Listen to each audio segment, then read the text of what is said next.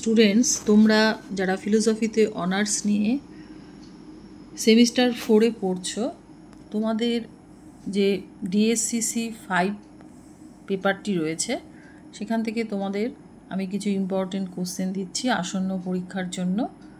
তো তোমাদের এই পোর্শনে রয়েছে হিস্ট্রি অফ ওয়েস্টার্ন ফিলোসফি 1। তা তোমরা তো নিশ্চয়ই জানো যে তোমাদের কোশ্চেন 15 মার্কসের আসে, 10 মার্কসের আসে এবং 5 মার্কসের আসে।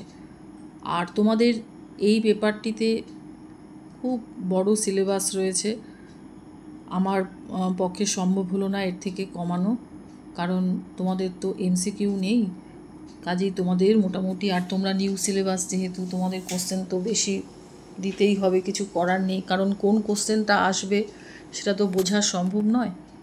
তো সেই কারণে আমি তোমাদের যে কোশ্চেনগুলি দিয়েছি, দেখো প্রথমে রয়েছে 15 এবং 10 মার্কসের কোশ্চেন হিসেবে আমি যে দিয়েছি কোশ্চেনগুলো, সেগুলো তোমাদের 15 মার্কসের হিসেবেও আসতে পারে, 10 মার্কসের হিসেবেও আসতে পারে। দেখো, নাম্বার 1-এ রয়েছে আমি চিন্তা করি অতএব আমি আছি।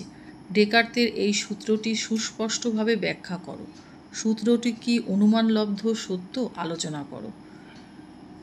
এই কোশ্চেনটা ডেকার্ত থেকে ভীষণই ইম্পর্টেন্ট। তো এই যে প্রথম পোর্শনটা আমি চিন্তা করি অতএব আমি আছি, এটা কিন্তু 5 মার্কস হিসেবেও আসতে পারে। সেকেন্ড যে কোশ্চেনটা রয়েছে নাম্বার 2-এ, সেটা দেখো, ডেকার্তের মতে সত্যতার মানদণ্ড কি। ডেকার্ত কি তার দর্শনে এই মানদণ্ডটিকে সামঞ্জস্যপূর্ণরূপে প্রয়োগ করতে পেরেছেন, আলোচনা করো। নাম্বার 3, ডেকার্তকে অনুসরণ করে ঈশ্বরের অস্তিত্ব সম্পর্কে লক্ষণভিত্তিক যুক্তিটি আলোচনা করো। যুক্তিটি কি ন্যায়সঙ্গত, তোমার মতের সমর্থনে যুক্তি দাও। নাম্বার 4, জ্ঞানের 3টি স্তর সম্পর্কে স্পিনোজার মতটি আলোচনা করো। নাম্বার 5, স্পিনোজার মতে গুণ কি, দ্রব্যের সঙ্গে গুণের সম্পর্ককে তিনি কিভাবে ব্যাখ্যা করেন। 6, দ্রব্য সম্পর্কে স্পিনোজার মত সবিচার আলোচনা করো। 7, প্রত্যংশ বা বিকার বলতে স্পিনোজা কি বুঝিয়েছেন, প্রত্যংশ কয় প্রকার, উদাহরণসহ আলোচনা করো। দ্রব্যের সঙ্গে প্রত্যংশের সম্পর্ক স্পিনোজা কিভাবে ব্যাখ্যা করেন। নাম্বার 8, লাইবনিজকে অনুসরণ করে মনাডের স্বরূপ ও প্রকারভেদ ব্যাখ্যা করো। যদি মনাডগুলি গবাক্ষহীন হয় তাহলে তাদের মধ্যে কিভাবে সম্পর্ক সম্ভব। 9, লাইবনিজের পর্যাপ্ত যুক্তির নিয়মটি ব্যাখ্যা করো। লাইবনিজের দর্শনে এই নিয়মটির তাৎপর্য কী। নাম্বার 10-এ রয়েছে অ্যারিস্টটলের কারণতত্ত্ব ব্যাখ্যা করো। তার কারণতত্ত্বের সাহায্যে অ্যারিস্টটল কিভাবে তার পূর্বসূরিদের সমালোচনা করেন। এবার আসছি নাম্বার 11-এ। দেখো, 11-এ যে কোশ্চেনটা দিয়েছি আমি, সেটা কিন্তু 10-এরই কোশ্চেন অ্যাকচুয়ালি দেওয়া হয়েছে। অ্যারিস্টটলের কারণতত্ত্ব ব্যাখ্যা করো, সেমই কোশ্চেন।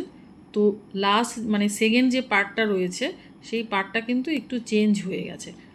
মানে তোমাদের দুরকমভাবেই দিতে পারে, নাম্বার 10-এর কোশ্চেনটাও আসতে পারে কিংবা নাম্বার 11-এর কোশ্চেনটাও আসতে পারে। দুটোর মধ্যে ডিফারেন্স শুধু এটাই যে লাস্ট পার্টটা বা সেকেন্ড পার্টটা একটু আলাদা রয়েছে। 11-এ যে সেকেন্ড পার্টটা রয়েছে সেটা দেখো, তিনি কি বিশুদ্ধ উপাদান স্বীকার করেন, সংক্ষেপে আলোচনা করো। নাম্বার 12, প্লেটোর মতে জাতি বা আকারের বৈশিষ্ট্য কী কী, এটা কিন্তু 5 মার্কস হিসেবেও আসতে পারে, আলোচনা করো।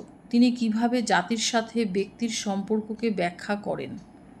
13, প্লেটোকে অনুসরণ করে জ্ঞানের সংজ্ঞা দাও। প্লেটোর মতে জ্ঞানের বিভিন্ন স্তরগুলি আলোচনা করো। 14, প্লেটোর জাতিতত্ত্বের বিরুদ্ধে অ্যারিস্টটলের আপত্তিগুলি উল্লেখ করো।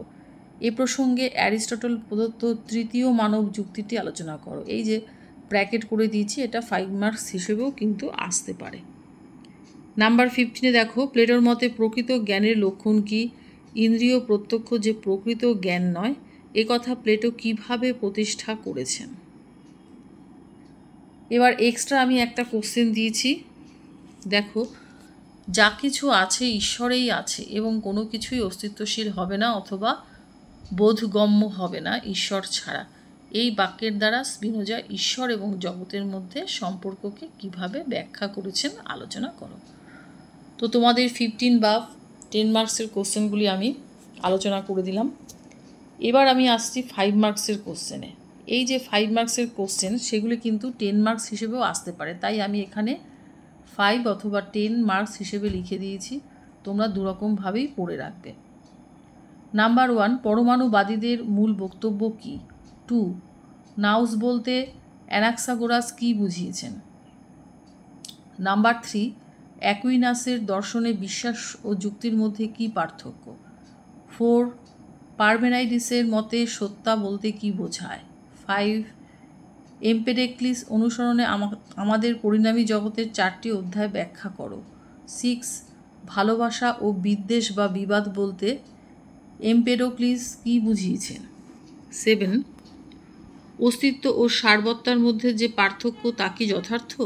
এ প্রসঙ্গে অ্যাকুইনাসের অভিমত কী? নাম্বার 8, লিউসিপাস ও ডিমোক্রিটাস কোন মতবাদের সমর্থক? তাদের মতটির মূল বক্তব্য কী?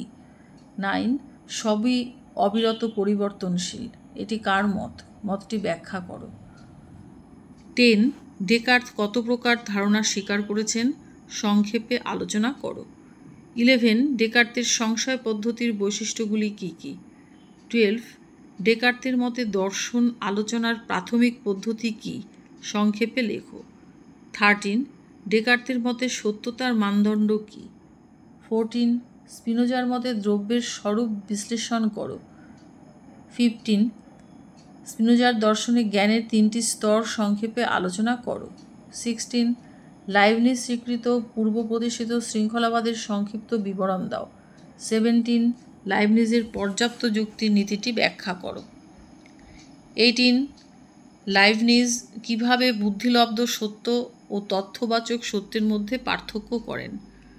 19, আমি চিন্তা করি সুতরাং আমি আছি, ডেকার্তের এই উক্তিটি ব্যাখ্যা করো।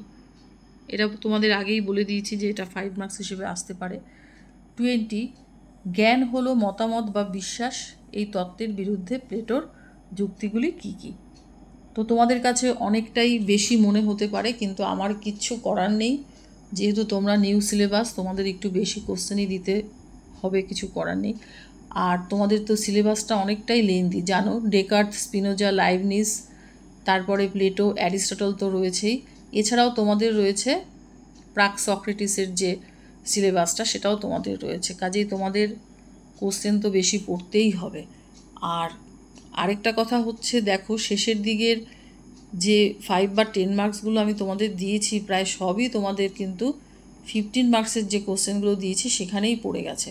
কাজেই তোমরা বুদ্ধি করে পড়বে।